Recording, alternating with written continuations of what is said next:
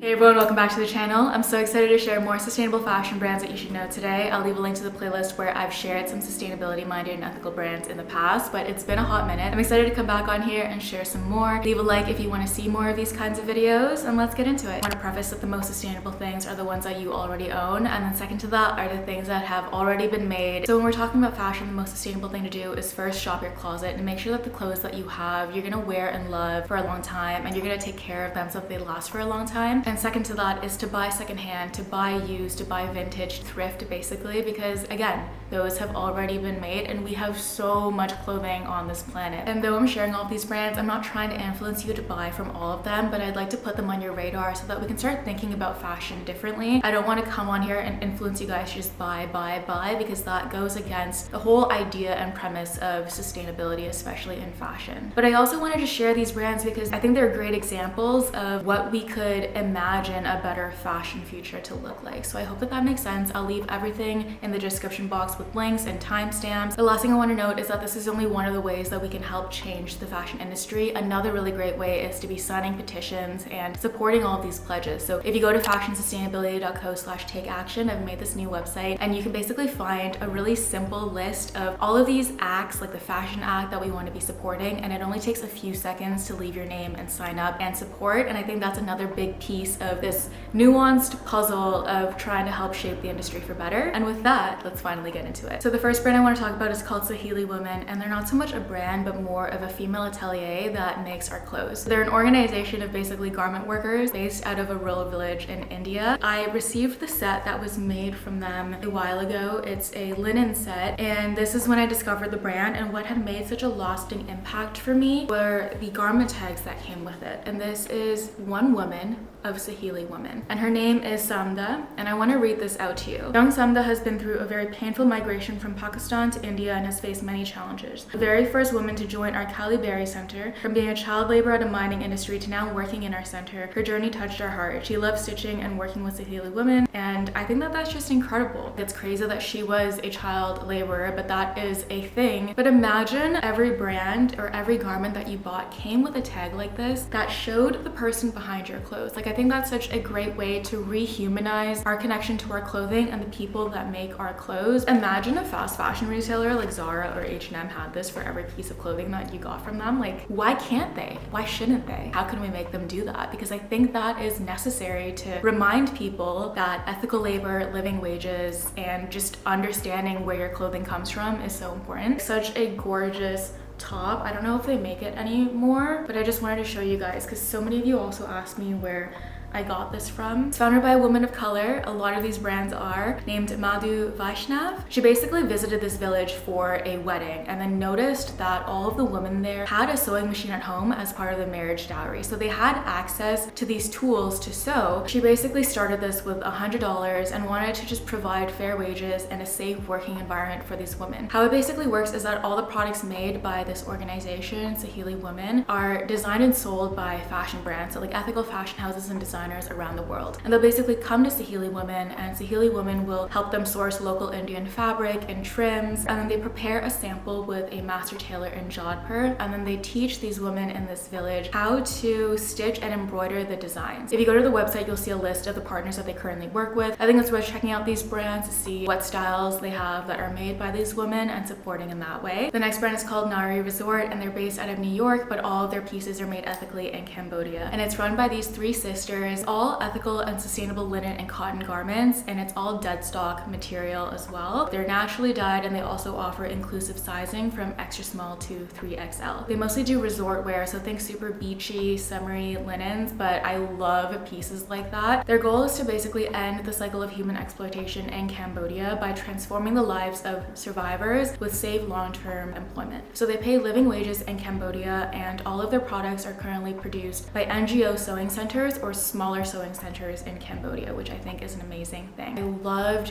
these wrap tops that they made. I think that was probably last summer or the summer beforehand, but they just launched their recent collection. I feel like you can find really beautiful like linen trousers and dresses, and it's a pretty small collection, but I think if you're looking to add something to your summer wardrobe or you're going on vacation, these are investment pieces, and I know that like you're supporting an amazing brand. I'm gonna mention deadstock fabric a few times in this video because some of these brands use mostly deadstock fabric, but it basically means means is it's fabric that is overstock or it's left over. So factories were producing certain quantities and runs of styles, and then they didn't use the rest of the fabric rolls. So in Toronto, for example, there's a place called Fabric, and you can basically see shelves and shelves of these fabric rolls. So you can go there and you can buy fabric if you're trying to make your own clothing, or for me, like my curtains, that's where I went. And I think it's really cool because otherwise these would go to the landfill or they would just sit there. When you see a lot of these smaller companies, they're obviously not making as many quantities of styles as big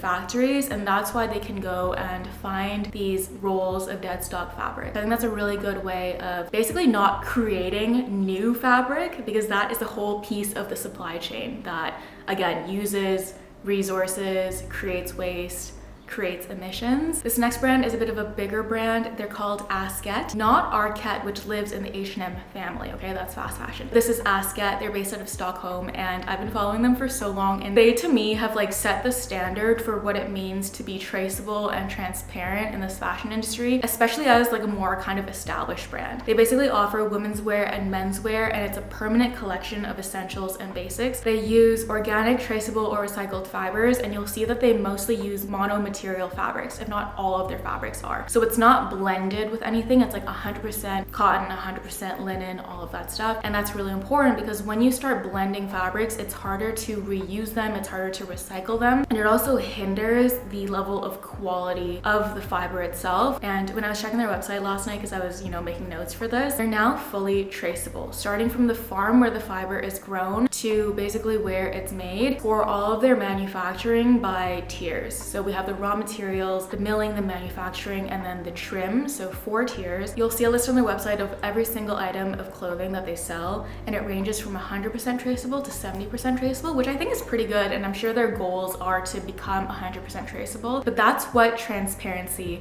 means to me. So let me touch on transparency and real transparency here from a brand. First is price transparency. So they even show you the landed cost. They show you the emissions impact, okay, how much energy, water, and everything that goes into making a garment. And then they also show you the garment origin, everything that goes into the garment, all of the suppliers from all these different tiers. They show you all of that as well. This is what I think true transparency and traceability looks like. And obviously it may not be 100% perfect, but I feel like this is like the best that I've seen. If you've seen others, please leave them in the comments down below. But it really got me excited because I can show you an example of what we should look for, and then you can compare it to side eye, these other brands where they say that they're transparent, they say that they're traceable, but then like they really aren't. They share all of their factories on their website. You can see every single one. The other thing that I find is amazing, because I've touched on this on this channel probably like a year ago, is full product life cycle responsibility. So they have this revival program. I don't know when they launched it, but you can basically send your piece back for like a reward or a credit that you can use for the future. And what I think is really cool is that 70% of all these items that are sent back are washed, repaired, and resold. So it's almost like shopping secondhand, but like in part of this program. It takes a lot of work to logistically and operationally figure that out. Because can you imagine H&M would take back every single piece of clothing that they sold to you and then actually took responsibility to like care for them and then resell them? The 30%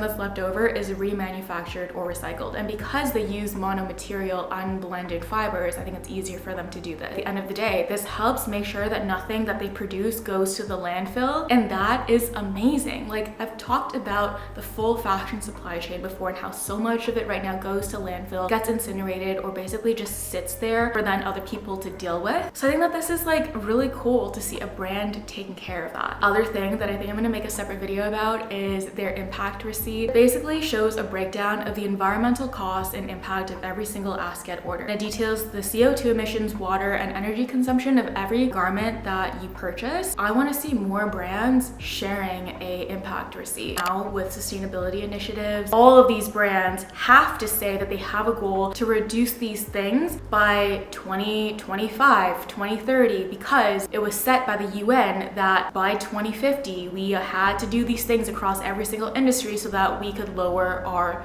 global emissions to like survive. So it's not a surprising thing that all of these brands now have to care about sustainability. It's just a thing that they need to pass so that they're not canceled, but it's not like they're even doing that much. I see this like what Asket is doing is a realistic expectation that we can set that will actually make them implement how they're measuring these things, do the work and show me and track the emissions tied to every single product that you make. Because if these fast fashion brands, these mass brands had to do that work, I feel like it would keep them in check way more. Those are all the cool things that I found about Asket. I would highly recommend just going to the website, browsing, checking out how they've basically shown you everything. I can't say that any brand is like an angel of a brand in the fashion industry, because the fashion industry is pretty messed up and like I have trouble 100% trusting any brand, but I can still say that this is really exciting to me and you can see that it makes me really passionate. The next brand that we want to talk about is called ELV Denim, and they use 100% upcycled materials. Offer men's and women's jeans and clothing. They're based out of East London. They're also women founded, which is really cool. So everything's produced locally in the UK as well. Basically what it means when they're using 100% upcycled materials is their team goes to vintage warehouses to find garments that are still in good condition, and then they basically use the fabrics of existing garments to make their new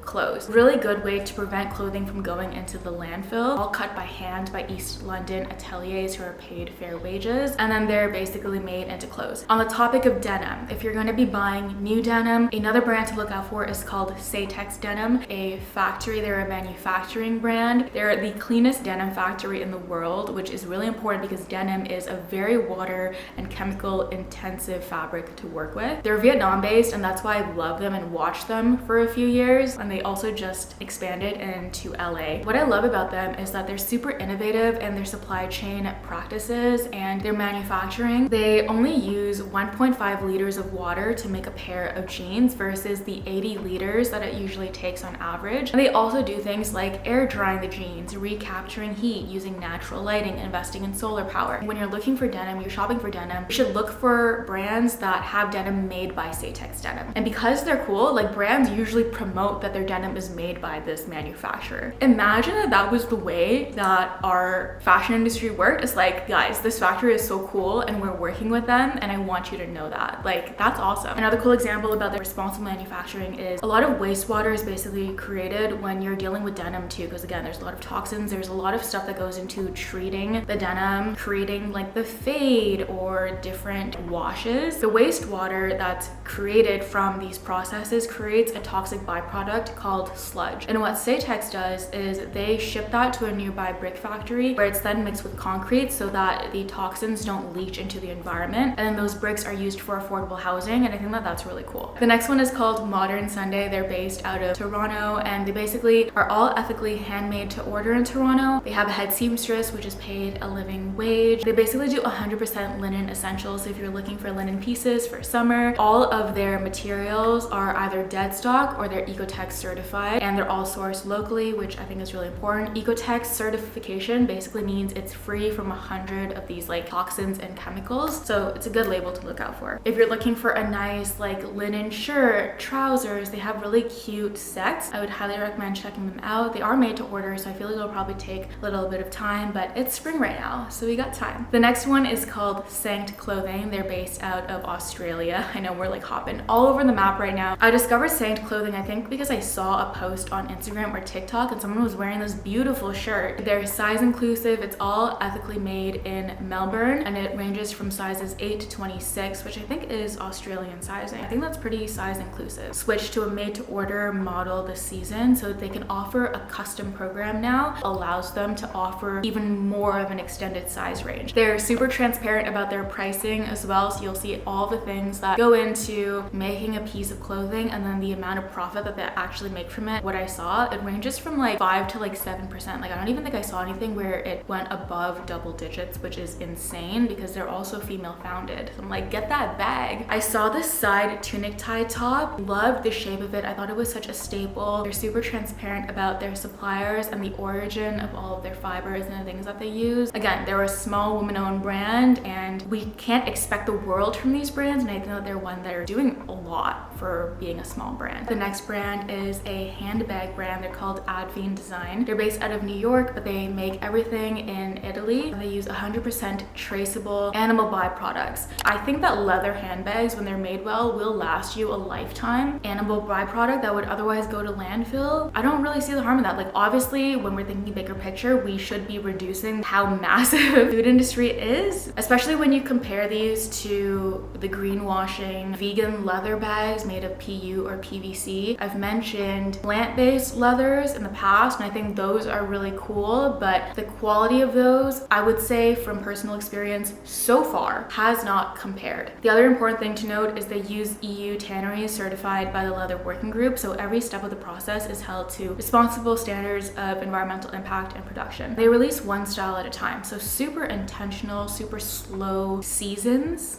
They probably don't even have seasons, and that's something to look for because you don't want brands that are producing mindlessly. The other thing is that they're climate neutral certified, which is amazing. I love their classic styles, and I think that the shapes of some of their bags are gorgeous. I'm pretty sure it's 2 Asian founders in New York. We love supporting people of color here as well. The next brand is called Keel Labs. They basically produce the super innovative fabric made out of algae. So it's a seaweed-based fiber. They call it kelson, and it has a way lower environmental footprint. The reason that I've been following all of these brands that are working on these like innovative plant-based fibers is because I feel like that is cool direction that we're seeing with new fabrics. One day we're gonna see, instead of 100% polyester, what if it was 100% fabric made out of algae? Like, that's a really cool thing. A brand called Volleybach, and they made a fully compostable t-shirt out of a mix of eucalyptus, beech pulp, and algae. It shows the power of bio-based fibers because you literally, I think they planted it in soil and it broke down in like 20 days or something. When we're talking about our fashion waste crisis, a lot of it is because these fabrics cannot break down. I'm hoping that in a few years we're gonna see it as a more common